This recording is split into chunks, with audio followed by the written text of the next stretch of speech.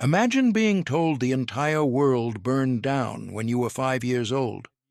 For 3 decades, one woman lived that lie, hidden in the rugged wilderness of the Pacific Northwest, never knowing she was the face on every missing child poster in the state of Montana. This isn't just a disappearance, it's a story of a predator in plain sight. This is the case of Diane Thompson.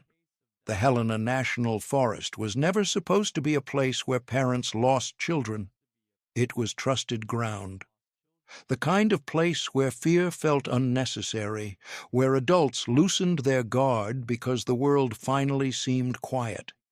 Families came here to rest, to let kids wander a few steps ahead, to believe that nothing bad could happen in a place so open, so familiar, so ordinary.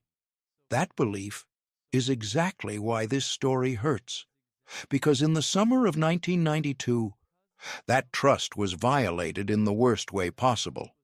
A 5-year-old girl disappeared here, not during a storm, not during chaos, not during confusion.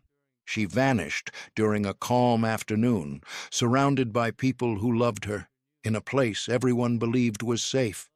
No warning, no chaos, no moment anyone could point to and say, "That's when everything went wrong." The forest didn't change, the air didn't shift, life didn't pause to signal danger. It just allowed something unforgivable to happen. And what makes this case unbearable is not just that a child vanished, but that nothing about that day looked dangerous enough to stop it. What happened next is the part no one has ever been able to explain. Diane Thompson didn't disappear over time. She didn't wander far. She didn't slowly slip out of sight while no one was paying attention. She was there, and then she wasn't. Less than 2 minutes passed. She had been close enough to hear her name, close enough to answer if called, close enough that danger never crossed anyone's mind. When the adults looked back, the space where she'd been sitting was empty. No scream tore through the air. No sudden movement caught the eye. No sound of panic echoed through the trees. Just silence and flattened grass where a child had been moments earlier. That kind of disappearance forces a question people don't want to ask because the answer feels unbearable. Children don't vanish that fast on their own. For something like this to happen, someone had to act with intention. Someone had to move quickly, quietly, and with confidence. Someone had to know that no one would react in time. That realization is where confusion turns into anger. Because accidents leave chaos, mistakes leave traces. But this left nothing, except the certainty that whatever happened was deliberate. And once you accept that, the entire case changes. As panic spread, people searched for explanations that felt easier to live with. Maybe she wandered. Maybe she followed something interesting. Maybe the woods swallowed her whole. But none of those ideas held up for long, because hidden inside the early hours of this case was a detail that never fit, one that made people uncomfortable, so it was quietly pushed aside. Someone had been seen nearby. Not a family member, not another camper, not anyone with a reason to be there. A figure standing still, watching campsites from a distance, close enough to observe, far enough to avoid attention, present at exactly the wrong time. At first, it sounded harmless, easy to dismiss, the kind of thing people convince themselves doesn't matter. But children don't disappear in seconds unless someone is already paying attention. That's the part that changes everything. Because this wasn't about chance. It wasn't about being lost. It wasn't about the forest at all. It was about timing. And whoever was out there that day didn't panic when the moment came. They didn't rush. They didn't hesitate. They moved like they'd been waiting. For years, this case refused to move forward. Leads went cold. Memories weakened. Hope became something people learned not to touch. The family aged with a question that never softened. The community learned how to talk about the case in past tense, as if time alone could bury what happened. It didn't, because in 2022, 30 years after a child vanished in minutes, an arrest was finally made. And when that news broke, it didn't bring comfort. It brought anger.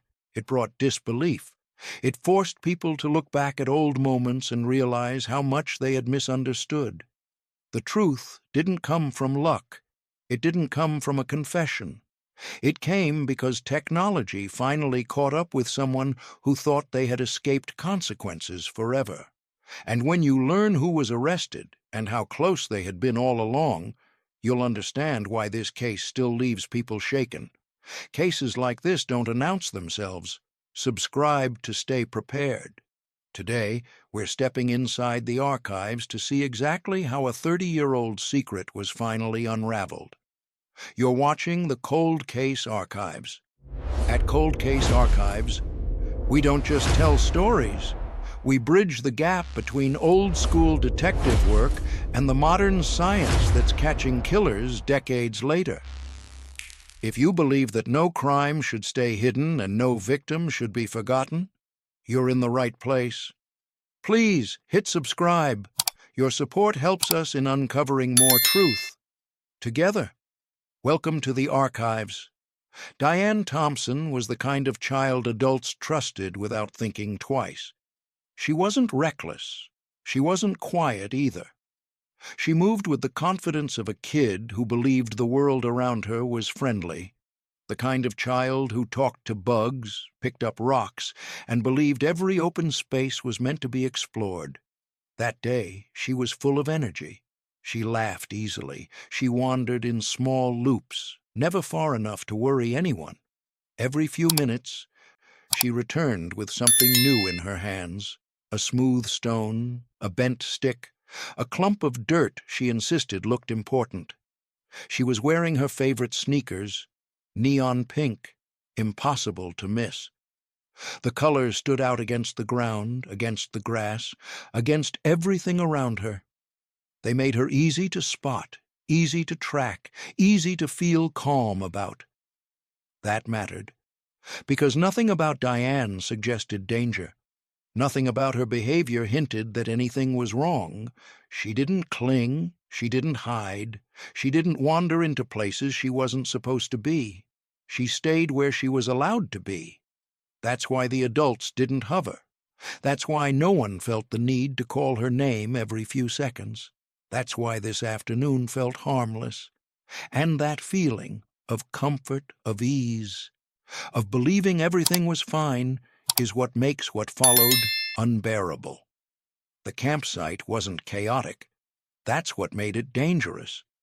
It sat near a shallow creek, open enough to see movement, but broken up just enough to block clear lines of sight.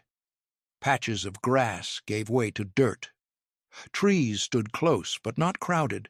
You could see someone standing nearby, but only if you were looking in the right direction. Elias was near the water, focused on cleaning fish. Caleb had moved off a short distance to gather kindling. Diane stayed between them in a small stretch of ground that felt protected simply because it sat in the middle. That middle space created an illusion. From where Elias stood, Diane was visible if he looked up. From where Caleb moved, she was close enough to hear if she called out. The layout made it feel impossible for something to happen without someone noticing, but that sense of coverage only worked if all eyes stayed locked. And no one watches a calm afternoon without blinking. What matters here is distance, not far, not close, but just enough.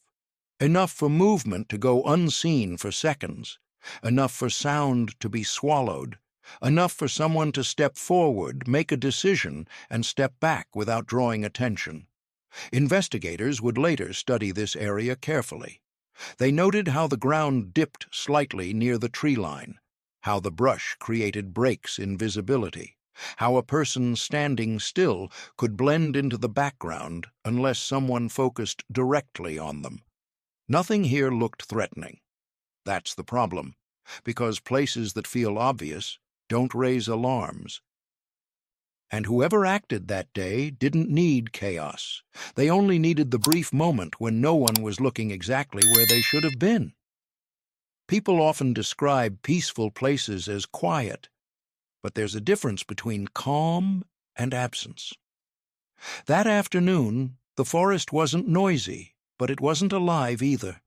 No sudden movement, no rushing water loud enough to distract, no voices carrying from nearby camps, the kind of stillness that makes you aware of your own breathing. At the time, no one questioned it. Quiet was expected. Quiet was welcome. Quiet meant nothing was wrong. But investigators later noted something important. Moments before Diane vanished, nothing changed, except attention. Elias stayed focused on his hands. Caleb stayed focused on the ground ahead of him. Diane stayed focused on what children always focus on, whatever was right in front of her. That alignment matters. Because when sound doesn't travel and movement doesn't stand out, awareness becomes fragile. A single step can go unnoticed. A hand reaching out can blend into the background. A decision can be made and completed before the brain even registers concern. This is where the case turns uncomfortable, not because of what anyone did wrong, but because of how ordinary everything felt. There was no reason to panic, no reason to hover, no reason to interrupt the moment. And yet, in that narrow window of normalcy, something permanent happened. The forest didn't react, the adults didn't hear anything unusual, and the quiet stayed exactly the same, which is why the moment Diane vanished didn't feel real at first. Because nothing announced it, the change didn't happen slowly. It happened when Elias looked up. He wasn't alarmed at first. He was reaching for something simple, an item he needed for the next step, a routine action that didn't require urgency. He called out to Diane the way adults do when they expect an answer immediately. There was none. At first, it didn't feel like fear. It felt like confusion, the kind you brush off because your brain insists everything is still normal. He looked toward the space where she'd been sitting. The ground was still pressed down, the grass bent exactly the way it had been moments earlier. But Diane wasn't there. He raised his voice, called her name again. Louder this time. Nothing. When Caleb emerged from the brush, alone, the feeling shifted. Not panic yet, but something heavier. Something that made time feel wrong. Seconds stretched, then minutes. They moved quickly, scanning the immediate area, calling out, stepping farther than before. Still no sound, still no movement, still no sign that a child had gone anywhere on her own. This is where denial finally broke, because children don't vanish from a familiar space without leaving something behind.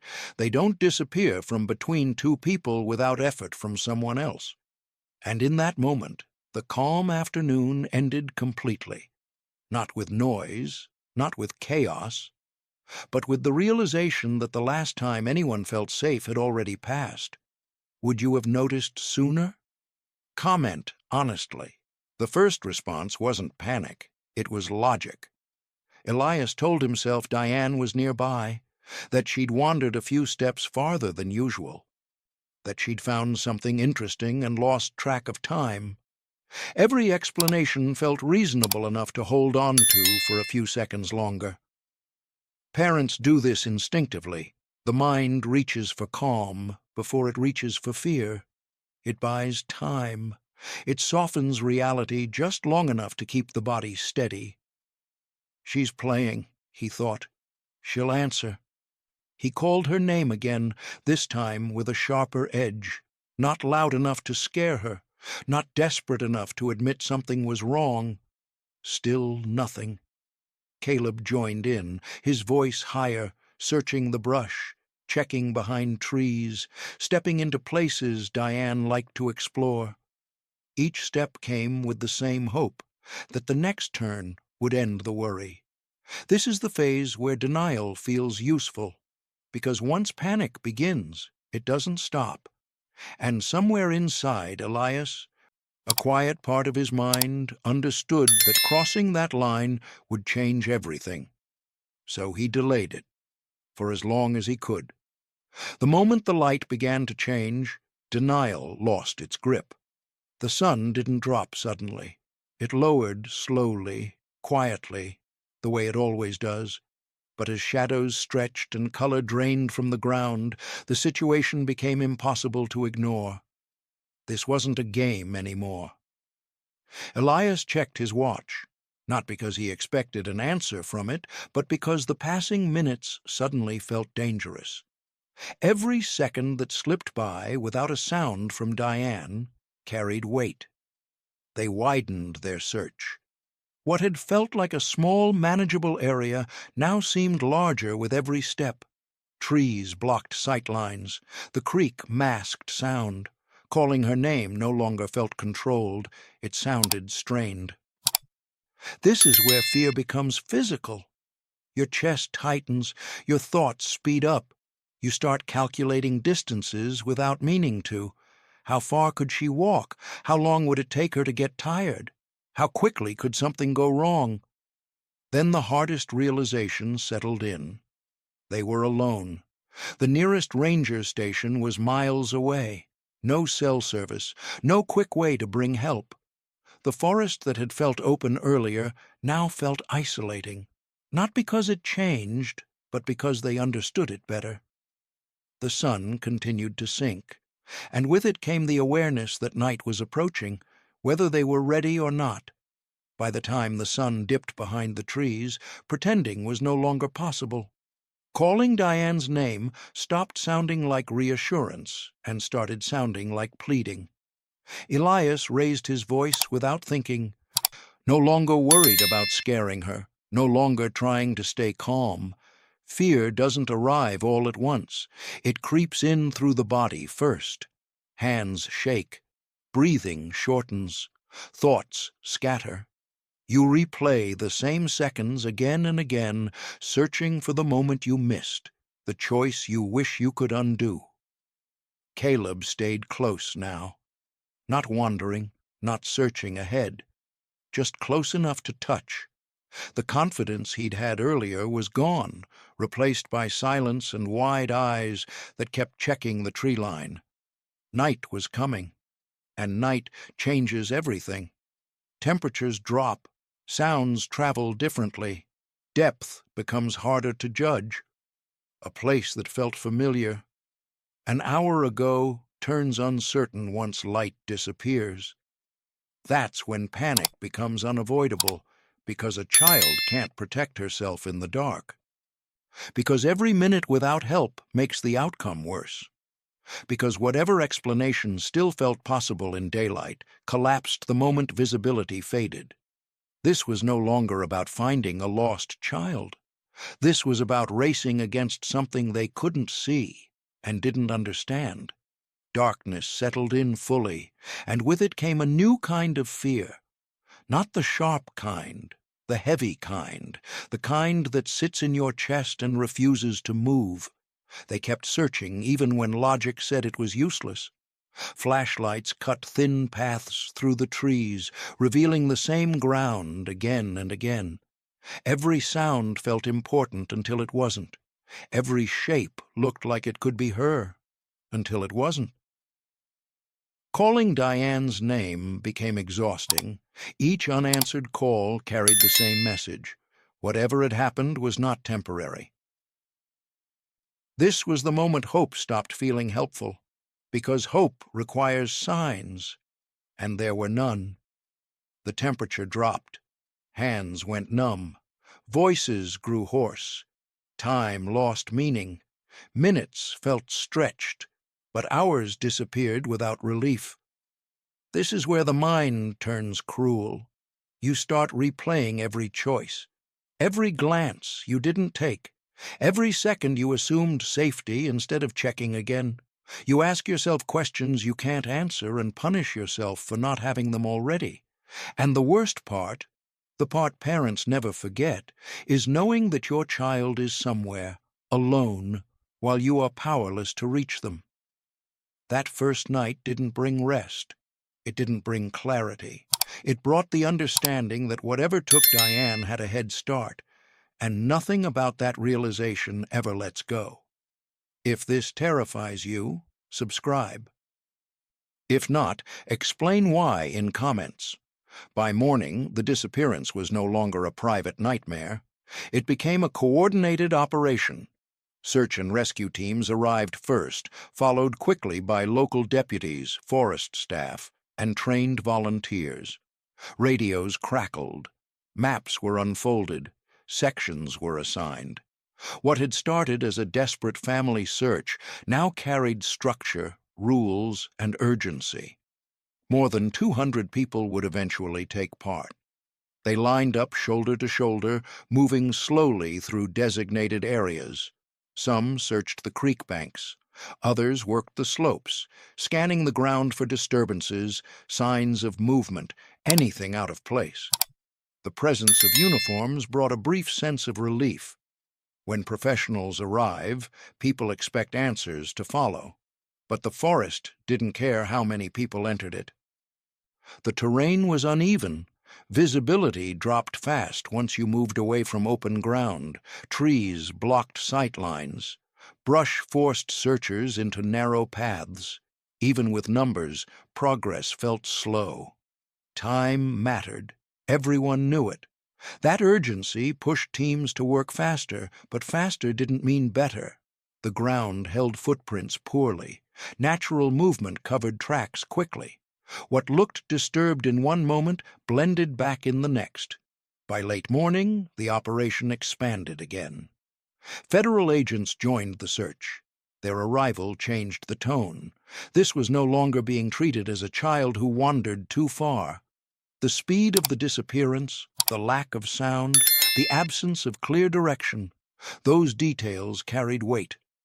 Something about this case refused to behave like an accident, and the more people searched, the clearer it became that finding answers here would not be simple, because the forest wasn't empty. It was crowded with places to hide. Search teams work on borrowed time. Everyone involved knew the first hours mattered most.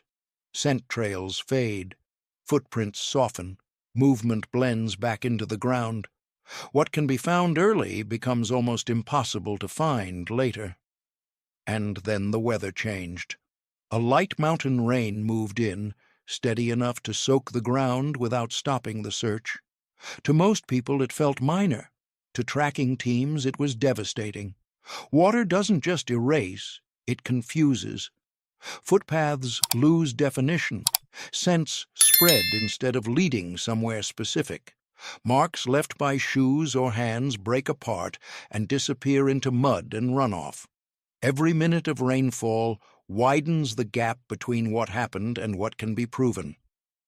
Search dogs were brought in anyway. Handlers moved carefully, watching every reaction, every pause, every shift in posture. For a moment, hope returned. Animals don't lie. They don't guess. If there was a trail, they would find it. But the dogs struggled. They circled. They stopped. They redirected. Whatever path might have existed had already been damaged beyond clarity. The rain had arrived at exactly the wrong time. Investigators took note of that. Bad timing can be random, but sometimes it isn't. As hours passed, frustration grew. Teams covered ground repeatedly, finding nothing new. Radios carried updates that sounded the same each time. Negative. No sign, no direction. The forest absorbed the search effort without giving anything back. And as daylight slipped away again, a quiet understanding spread through the operation. The longer this went on, the less the forest was going to offer. The discovery didn't come with celebration. It came with silence. Deep inside a patch of thick brush, far from the campsite and nowhere near a place a 5-year-old would wander alone, a searcher stopped and called for assistance. Others gathered slowly, careful not to disturb the ground. There, pressed into wet earth, was a small shoe, neon pink, Diane's sneaker. not lying on the surface, not tossed aside. It was forced into the mud at an angle, as if weight had been applied. The ground around it showed signs of pressure, but not the kind made by a child running or playing. This mattered.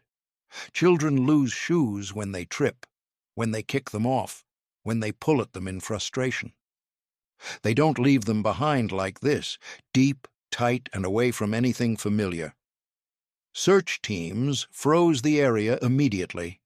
Photos were taken, measurements logged, distances recorded, 1/2 mile from camp. That number followed investigators for years, because it raised a question no one wanted to say out loud.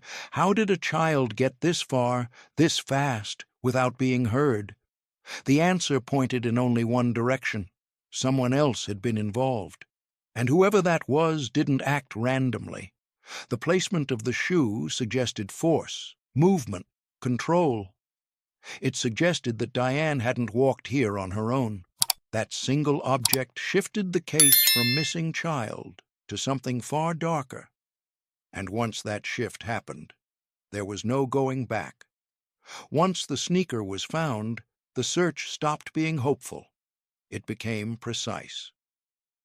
Investigators measured distance again and again, from the campsite to the location of the shoe, from the creek to the brush, from open ground to cover. Every path was considered, every possibility tested against reality. Nothing added up. A 5-year-old could not travel that far in that amount of time without leaving a trail. She couldn't move quietly through uneven ground without sound. She couldn't press her own shoe into mud with that kind of force and then continue without help. That sneaker didn't mark where Diane went. It marked where something happened. The search area expanded outward, but the focus narrowed inward. Attention shifted from the forest to human behavior, from wandering to intent, from accident to decision. This was the moment the case hardened. The forest had not swallowed a child. A child had been taken through it, and whoever did it knew how to move without being seen, how to choose a spot that delayed discovery, and how to leave just enough behind to confuse everyone for years. By the end of that day, search leaders knew something they would never say publicly at the time. The person responsible had already gained distance. The forest had done its part.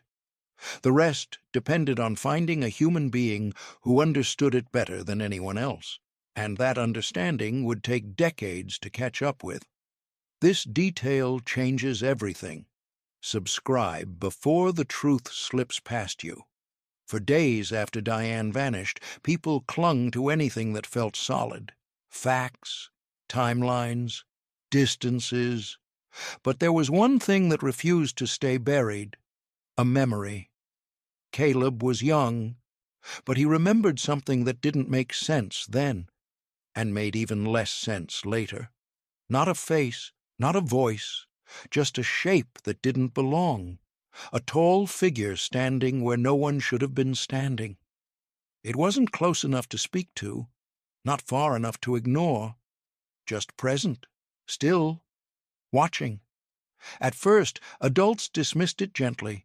Children misread shadows. Forest light plays tricks. Fear fills gaps where certainty should be. But Caleb didn't describe fear. He described awareness. The shape hadn't moved like someone passing through. It hadn't behaved like a camper or a hiker. It had stood long enough to notice, long enough to register, long enough to leave an imprint. That detail matters, because memories fade when they're unimportant. This one didn't. As days passed, Caleb's description stayed the same: tall, silent. Gone when he looked again. No footsteps, no sound, no explanation, just the sense that someone had been there and didn't want to be seen. Another account surfaced quietly. An adult camper, someone with no connection to Diane's family, reported seeing a man standing near the tree line earlier that afternoon. He wasn't moving through the area. He wasn't setting up camp. He wasn't passing by. He was watching. The detail that stood out wasn't where the man stood, but what he held. Binoculars, not raised once and lowered, not used briefly and put away. He kept them in his hands, scanning campsites slowly, deliberately, as if searching for something specific. That alone raised questions. Most people hiking through forest land dress for movement. They carry packs, water, tools. This man didn't. His clothing looked wrong for the setting. Too clean, too light, not suited for uneven ground or long travel. And he stayed longer than felt normal. Long enough to notice, long enough to feel uncomfortable, long enough that when attention shifted away and then returned, he was gone. No sound of departure, no visible path, no sign of direction. He didn't walk out. He disappeared. When this account was later compared with Caleb's memory, the overlap was hard to ignore. Same area, same stillness, same sense of someone observing instead of participating. Two witnesses, two moments, one presence, and suddenly the idea of chance began to collapse. On their own, each sighting could be explained away. A shape misread by a child. A stranger behaving oddly but harmlessly. That's how people protect themselves from fear, by shrinking it. But when those details were placed side by side, they stopped feeling random. Both witnesses described the same stillness, the same refusal to move naturally through space, the same sense that the man wasn't there to enjoy the outdoors. He was there to observe it. That behavior matters. Predators don't rush. They wait. They scan. They calculate moments when attention drops and trust fills the gaps. This man didn't blend in with other campers. He didn't greet anyone. He didn't establish presence. He remained just far enough away to avoid interaction, just close enough to track movement.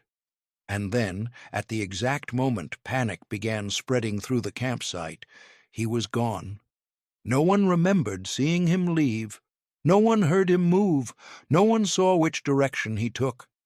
That absence created its own weight, because people leaving campsites usually leave traces, footsteps, sounds, sightlines. This man left nothing behind except memory. Investigators would later return to this point again and again, asking the same question from different angles. How does someone disappear so cleanly from a place they were clearly watching? The answer was uncomfortable. It suggested familiarity, comfort, a person who understood how to move without drawing attention. And once that idea settled in, the forest stopped feeling neutral. It felt used. People retraced the area where the man had been seen. They looked for flattened brush, broken twigs, any sign that someone had passed through recently. There was nothing. The trees stood undisturbed. The ground showed no clear direction. The space where he had stood blended back into the forest as if he'd never existed. That absence lingered.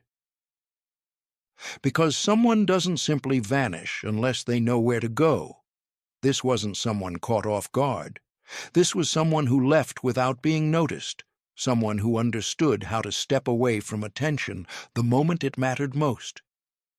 The idea unsettled everyone involved. If the man had stayed visible, he could have been questioned, identified, ruled out, but instead, he chose the one action that created distance and doubt. He disappeared before questions could reach him. From that point on, the search no longer felt like it was happening in the present. It felt like it was already behind, because whatever had happened to Diane didn't end with her disappearance. It ended with someone successfully removing themselves from the story. And that made the forest feel less like a setting and more like cover. Was this planned or opportunity? Tell me. For weeks, the family lived inside absence. No sightings, no contact, no proof that Diane was alive or gone. That silence was its own form of torture. Then, one afternoon, it broke. There was no phone call, no warning, no dramatic delivery. Just an envelope left on the porch, placed carefully where it would be found. Not thrown, not hidden, placed. Inside was a photograph. It showed Diane, alive, clean, standing somewhere unfamiliar, looking directly toward the camera. She wasn't smiling. She wasn't crying. She looked controlled, posed in a way no 5-year-old chooses for herself. The photo wasn't old. That much was clear. The clothes were different. The setting didn't match anything near the campsite. This wasn't proof of life given out of fear. It was proof of possession. Whoever sent it wanted the family to know one thing above all else: I have her, and you don't. The message wasn't rushed. It wasn't careless. Everything about it suggested patience, planning, confidence. And that realization hit harder than the disappearance ever had, because now there was no room for denial. Diane hadn't wandered away. She hadn't been lost. She was being held. The photograph was only part of it. Folded behind it was a short note. No greeting, no name, no explanation, just one sentence. She's learning things. That was it. No demand, no deadline, no request for money or silence, which made it worse. Because this wasn't communication meant to negotiate. It was meant to dominate. The wording mattered. It wasn't emotional. It wasn't frantic. It didn't sound like someone reacting to pressure. It sounded like someone comfortable enough to choose their words carefully. She's learning things. Not I'm taking care of her. Not she's okay. Not do what I say. This line was chosen to hurt. It suggested time. It suggested routine. It suggested that Diane was being shaped inside someone else's world. For the family, the sentence became unbearable. Every hour after that, they were forced to imagine what learning meant, what kind of lessons were being forced on a child taken from safety, what parts of her life were being rewritten without them. Investigators saw something else. This wasn't a ransom attempt. There was no urgency, no leverage, no fear of being found. Whoever wrote that note wanted control, not outcome. They wanted the family awake at night. They wanted their thoughts stuck in a loop. They wanted power without exposure. And the most disturbing part? They didn't need to say more. One sentence was enough to take over every thought in the room. Federal analysts didn't start by asking who wrote the note. They asked why it was written that way. The handwriting was steady, no tremor, no rush, letters spaced evenly, pressure consistent from start to finish. That alone ruled out panic. This wasn't written under stress. The delivery mattered just as much. The envelope hadn't been mailed. It had been brought directly to the home. That meant proximity. It meant confidence. It meant the sender believed they could approach the family's space without being seen. That kind of behavior narrows a profile fast. This was not someone improvising, not someone acting out of desperation, not someone afraid of consequences. The message also lacked something investigators expected: escalation. No demand followed, no second message arrived, no attempt to push the family into action. The silence afterward was intentional. Analysts recognized that pattern. This was psychological pressure applied in a single, controlled dose, designed to echo for weeks without further effort. The sender didn't need to keep reminding the family of control. They already had it. The choice of words confirmed it. Learning suggested authority, supervision, a role of ownership rather than fear. This wasn't someone hiding from discovery. This was someone convinced they were untouchable. That belief worried investigators more than any threat ever could, because people who feel protected don't make mistakes quickly. They wait. The message didn't just hurt in the moment. It changed how the family lived, Every sound outside the house became suspicious. Every unknown car felt close enough to be watching. Doors were checked twice. Windows stayed covered longer than necessary. Sleep came in fragments. The sender never returned, but that was the point. They didn't need to. The photo and the sentence did all the work. They turned the family's home into a place of constant tension, a space where safety no longer felt real. Birthdays passed without celebration. Holidays arrived without meaning. Conversations ended abruptly when someone remembered why Diane wasn't there. This was control exercised from a distance. The predator didn't need to speak again to stay present. They had already inserted themselves into every quiet moment, every night when thoughts ran unchecked. Investigators understood this tactic well. This wasn't about keeping Diane hidden. It was about proving reach, about demonstrating that distance didn't matter. Whoever did this wanted the family to feel watched, even when they weren't, to feel powerless, even when surrounded by people. And the most chilling part? It worked. The disappearance had taken Diane's body. The message took peace. From that point forward, the case was no longer just about finding a missing child. It was about stopping someone who believed fear was a privilege they could grant or withhold at will. Predators don't disappear. Stay informed, subscribe. At first, the attention felt endless. News vans lined the roads. Reporters asked the same questions every day, hoping repetition would shake something loose.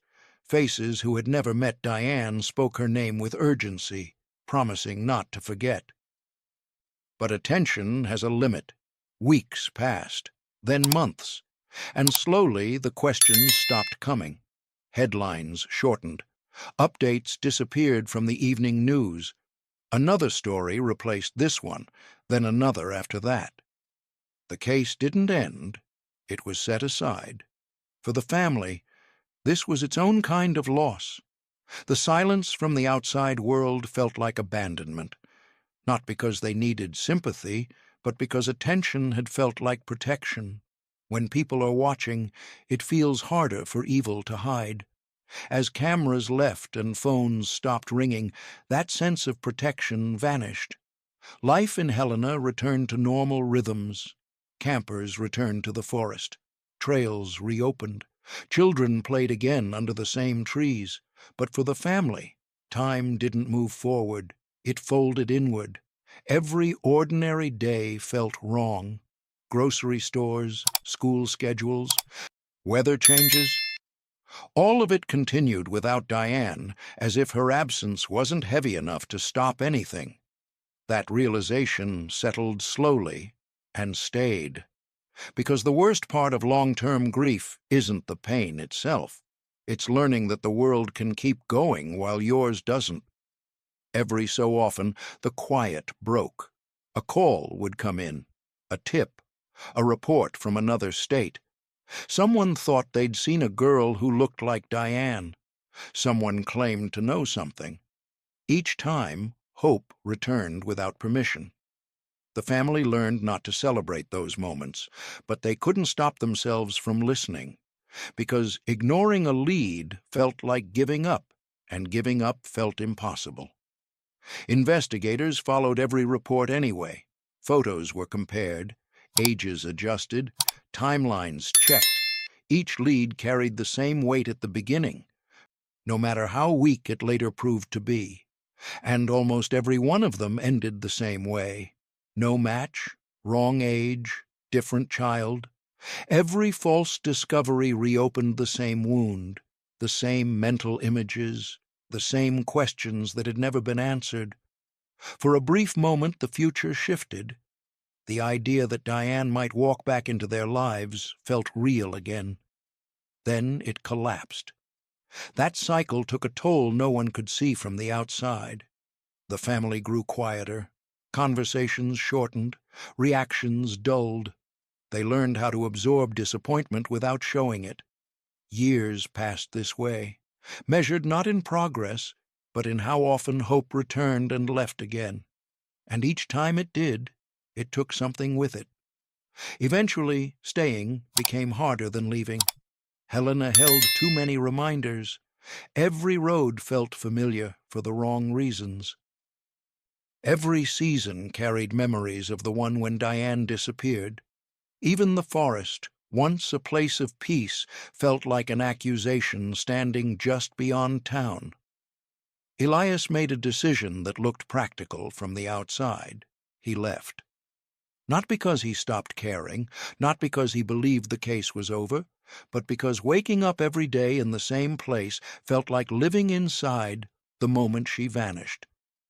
Distance offered a chance to breathe, but it didn't bring relief. No matter where he went, the weight traveled with him. New towns didn't erase old questions. New routines didn't replace the habit of listening for a child's voice that would never answer back. People assumed moving meant healing. It didn't. It meant survival. Elias carried the case with him in smaller, quieter ways. A folded article kept too long. A photo never put away. Dates remembered without needing to be marked. Leaving Helena wasn't an ending. It was a way to keep going without breaking completely. Years passed, and the case file grew thicker, but not clearer. Boxes were moved, labels faded, paper yellowed at the edges. What once felt urgent slowly took on the stillness of something unfinished. The sneaker remained, stored carefully, logged, preserved as best as possible, but time doesn't stop for evidence. Materials weaken, colors dull. What once stood out loses sharpness.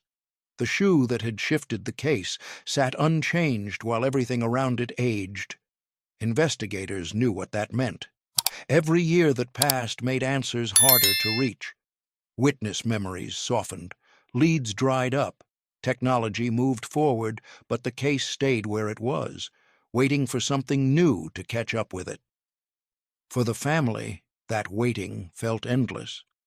The sneaker wasn't just an object. It was the last place Diane had touched the ground as herself, the last physical link between her life and the people searching for her. And even that was slipping into the past. This is what cold years do. They don't announce themselves. They don't close doors loudly. They simply stretch on, testing how long people can hold on to hope without being crushed by it. For nearly 30 years, the case sat untouched by progress, not forgotten, but unreachable. Investigators came and went. Technology advanced, methods improved, but Diane's case remained locked behind one simple truth. There was nothing new to test. Until there was. In 2022, cold cases across the country began reopening, not because witnesses returned or confessions appeared, but because science finally caught up with what evidence had been holding all along. This wasn't about luck. It was about patience. Investigators revisited the physical items preserved from the original search, asking a different question than they had decades earlier. Not who confessed, not who was seen, but what did the evidence quietly keep? The sneaker came back into focus, handled carefully all those years ago, stored without knowing what it might someday reveal. At the time, it had offered placement, distance, and implication, but not identity. Now, it offered something else, possibility. The idea was simple but powerful. Even brief contact leaves traces. A touch, a grip, a moment of control. Those traces don't disappear just because time passes. They wait. And in this case, they had been waiting for technology to finally notice them. For decades, DNA was thought of as something obvious. Blood, hair, biological material that you could see. But science learned something quieter. Every time someone touches an object, they leave behind microscopic traces of themselves. Skin cells, sweat, oils, not enough to notice, but enough to identify. This is called touch DNA. It doesn't require violence. It doesn't require injury. It only requires contact. The sneaker was examined again with this in mind. Technicians worked slowly, focusing on areas a child wouldn't normally grip. Inside edges, pressure points, places where an adult hand might have held on. And they found it. A profile. Not complete at first, not perfect, but real enough to move forward. This was the first time in nearly 3 decades that the case had something new to work with. Not a theory, not a witness memory. A biological signature. That discovery shifted everything. Investigators weren't looking backward anymore. They were finally moving toward someone specific, even if they didn't yet know who that was. The sneaker had waited. Now it was speaking. The DNA profile didn't come with a name. Not at first. Instead of matching it against criminal records, investigators took a different path. One that had reopened dozens of cold cases nationwide. They turned to genealogy databases. These databases weren't built for crime. They were built for curiosity, people looking for relatives, family history enthusiasts, tracing bloodlines.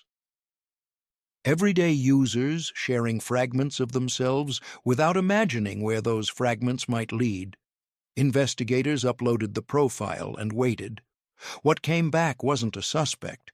It was a family tree, distant relatives, shared markers, connections spread across generations. None of them had heard of Diane. None of them had any idea their information was about to change a case that had been silent for decades. Analysts began narrowing the branches. They removed women. They removed people too young. They removed anyone who couldn't physically be present in Montana in 1992. With each cut, the tree grew smaller. Patterns started to form. Geographic overlap, age ranges, shared ancestry that pointed toward one extended family. That's when a name surfaced repeatedly. Lowman. Not a confession, not an arrest, just a direction. But for investigators, direction was everything, because after 30 years of nothing, the case finally had somewhere to go. At first, the name didn't feel dangerous. Lowman appeared in records quietly, connected through relatives, addresses, and timelines that overlapped just enough to matter. Not a criminal history, not a known suspect. Just someone who fit the frame when others didn't. Investigators dug deeper. They mapped movements, checked employment, compared ages, crossed names against old logs from Helena. Slowly, the picture sharpened. One individual stood out, a man old enough to have been present in 1992, close enough to the area, quiet enough to avoid attention. His name surfaced again and again as other options fell away. This wasn't guesswork. Every step reduced uncertainty. The DNA didn't accuse on its own, but it refused to let go. The family tree kept circling back to the same place, the same person, the same timeline. For the first time, the case wasn't cold, it was focused. And with that focus came an uncomfortable question investigators hadn't asked in years. What if the person responsible was never far away? What if he had blended in so completely that no one thought to look twice? The answer to that question would change how everyone remembered the past. When investigators finally said his name out loud, it landed wrong, not because it was unfamiliar, because it was. Artie Lowman wasn't a stranger pulled from the shadows. He wasn't a name buried in old reports or whispered rumors. He was someone people remembered clearly, someone they had trusted. Back in 1992, Artie had been present during the early days of the search, not as a suspect, not as an outsider, as part of the response, part of the group trying to help. He knew the terrain, he knew the routines, he knew who was searching where and when, and more than that, he knew the family. People remembered him offering reassurance when panic was still fresh, speaking calmly, standing close when words failed, acting like someone who belonged there. That detail hit hardest, because trust doesn't come from authority alone. It comes from shared moments, from being present when fear is raw and hope hasn't died yet. Artie had been there during those moments, which meant the question investigators now faced wasn't just what did he do, but how long had he been doing it while no one noticed? The idea that the answer might stretch back to the very beginning made the past feel unstable, as if memory itself had been compromised. In the early hours after Diane vanished, no one stood alone. People gathered close, drawn together by fear and shared purpose. Among them was Artie Lowman, steady, calm, and visible. He wasn't just present at the search.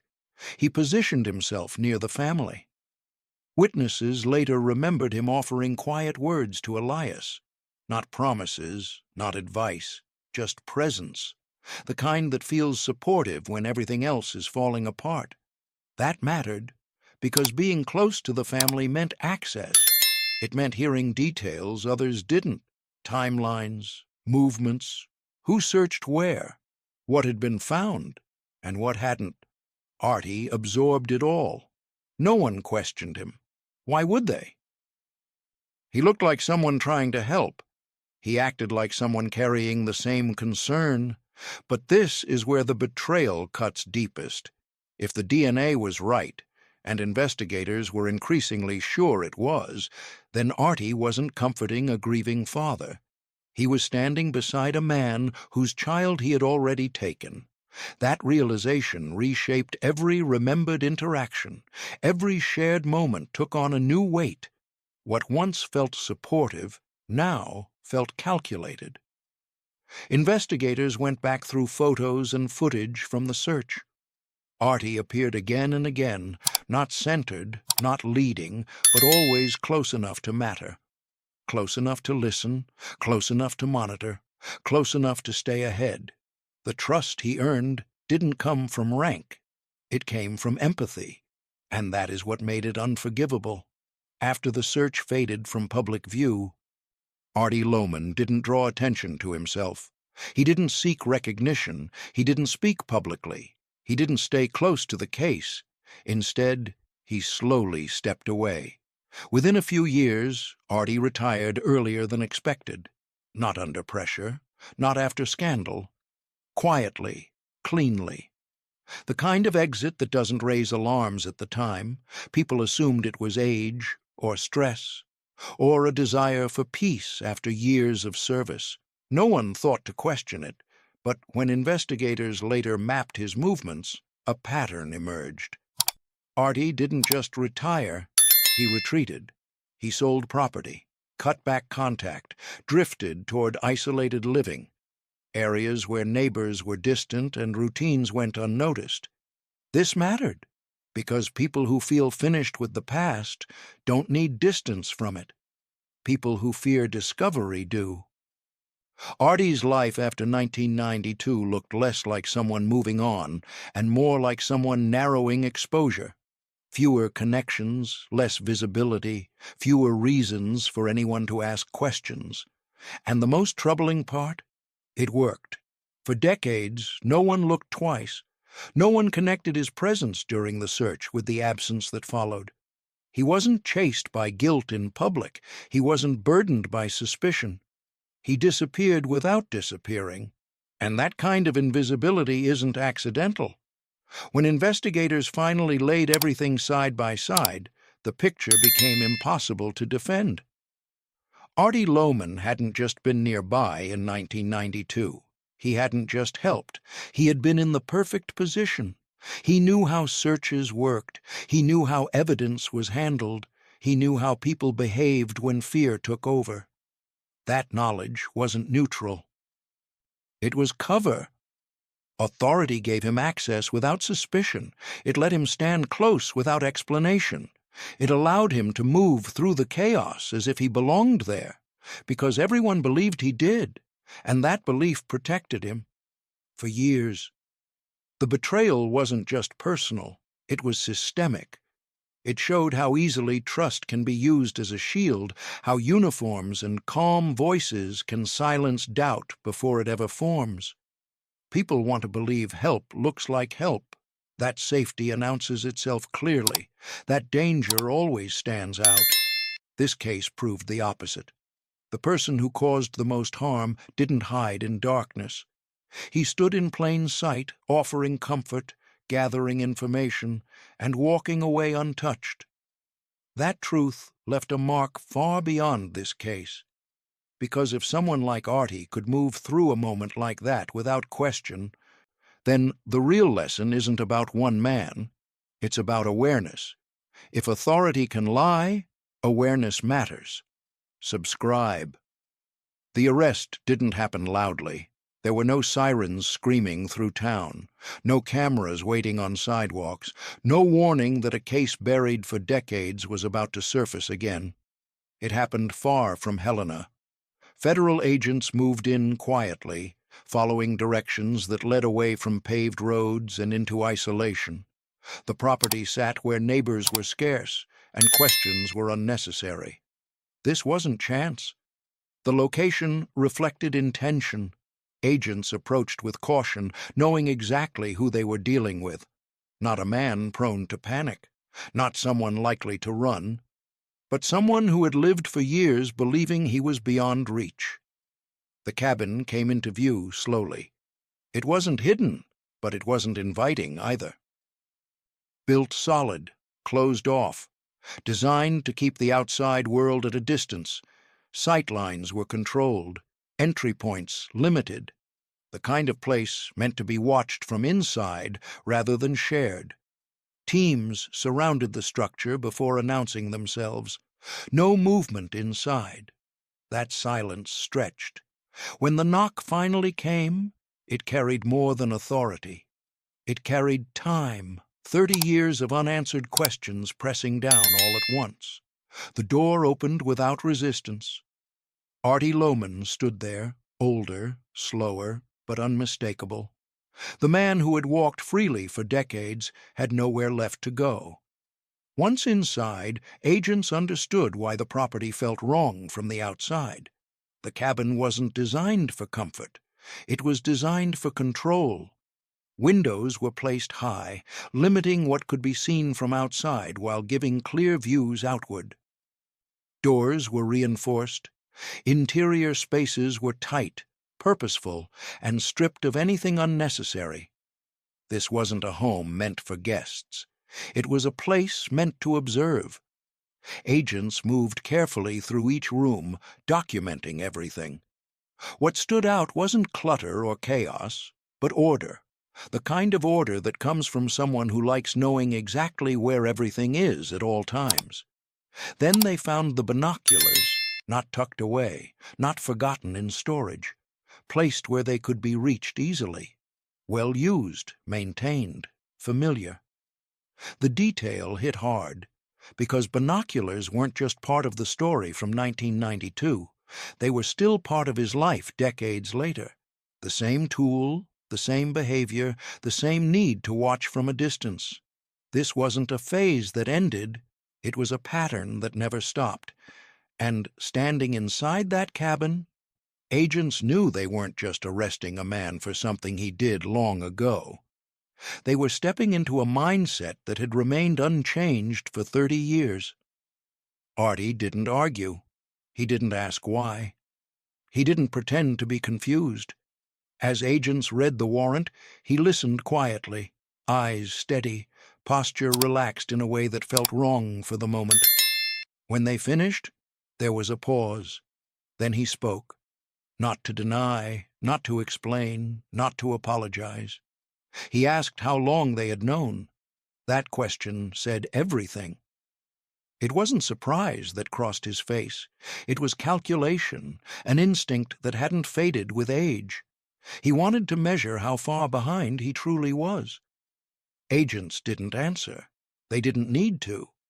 The truth had already closed in.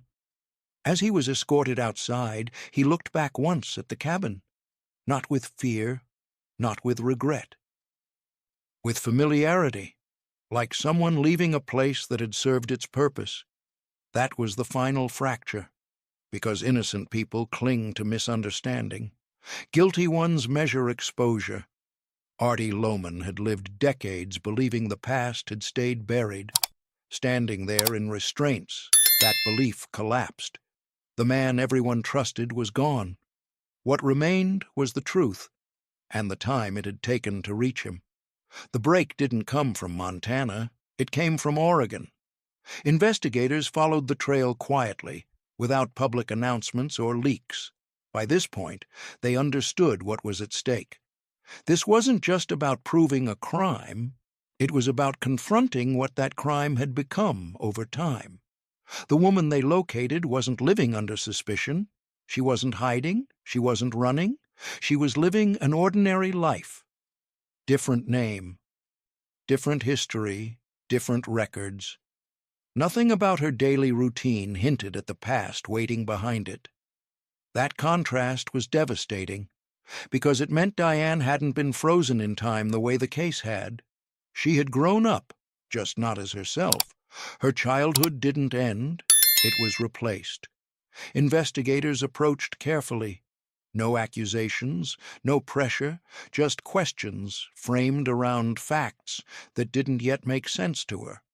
Birth details that didn't align, documents that conflicted, a timeline with gaps no one had ever explained. At first, she didn't resist. She was confused, and that confusion mattered more than any reaction could have. It showed this wasn't someone pretending. This was someone discovering in real time that the foundation of her life might not be real. The most painful part wasn't what she remembered. It was what she didn't.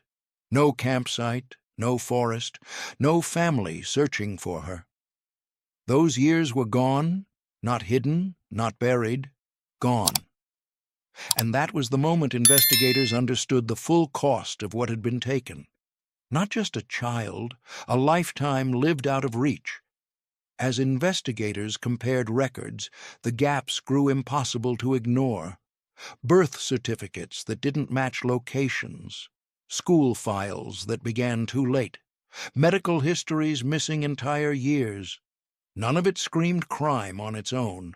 Together, it formed a quiet collapse. The woman had grown up without knowing anything was missing, because the missing parts were removed before she could notice them. Her name, her origin, her family story had all been replaced with something functional, something that allowed life to continue without questions.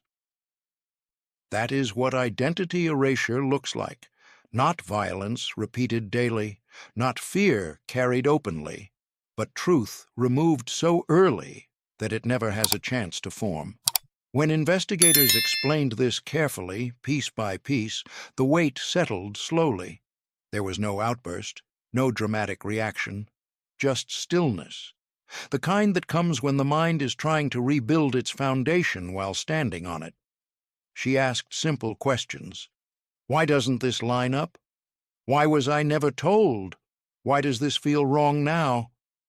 There were no answers that could soften what she was learning, because the damage wasn't about where she had lived. It was about who she had never been allowed to be. Her past hadn't been stolen in one moment. It had been rewritten permanently. Questions can be avoided. Facts cannot. When investigators asked for a DNA sample, they did so without pressure. By this point, the inconsistencies had already spoken for themselves. The test wasn't presented as an accusation. It was presented as clarity. The results came back definitive. There was no partial match, no statistical debate, no margin for denial. She was Diane.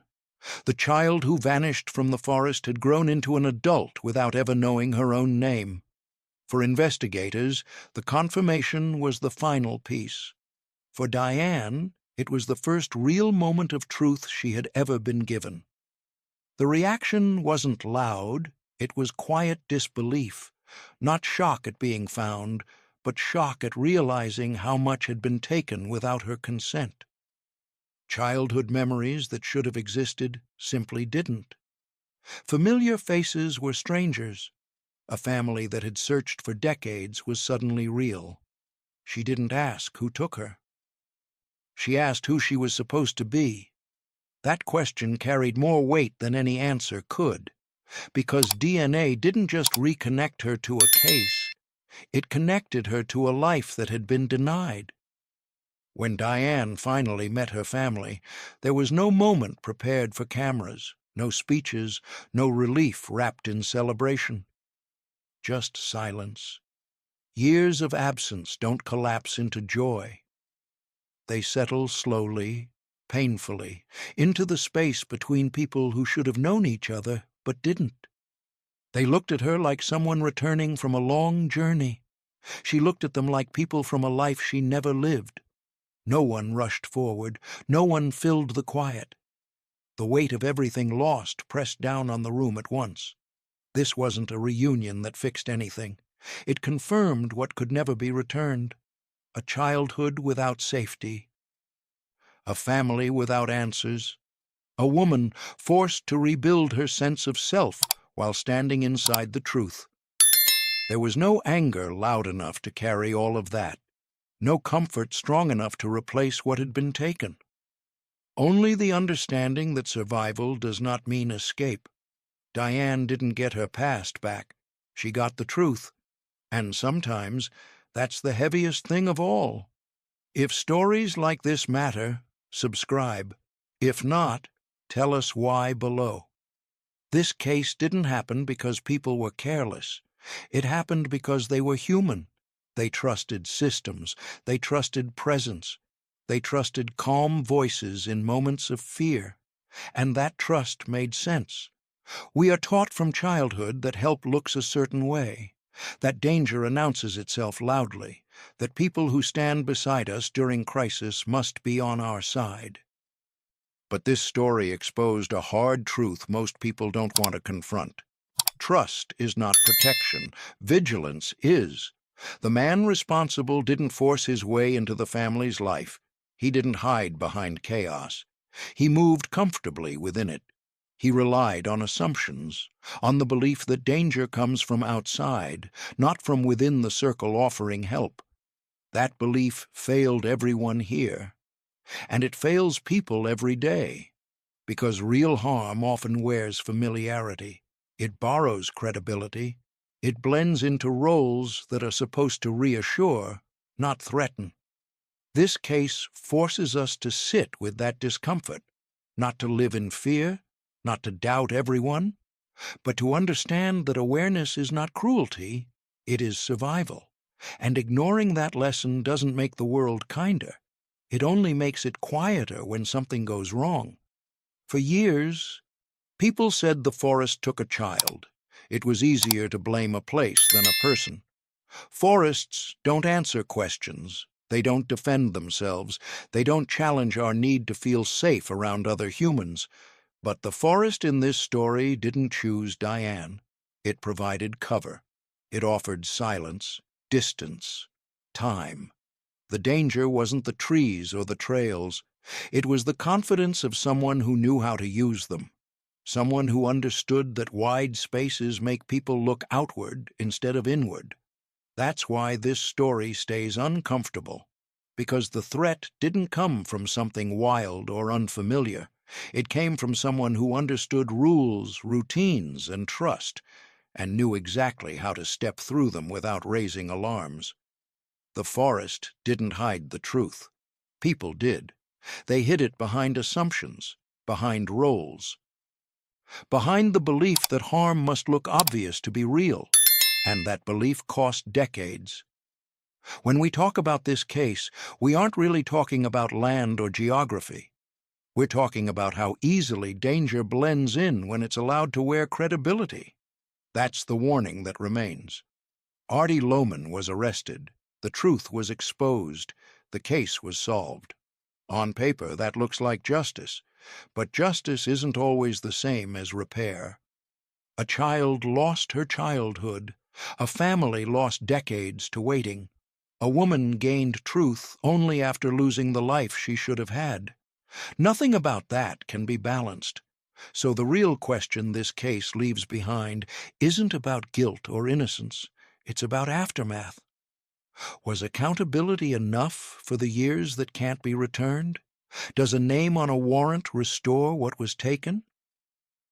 Or does justice sometimes arrive too late to feel complete? The case of Diane Thompson is a terrifying reminder that the monsters we fear aren't always hiding in the dark.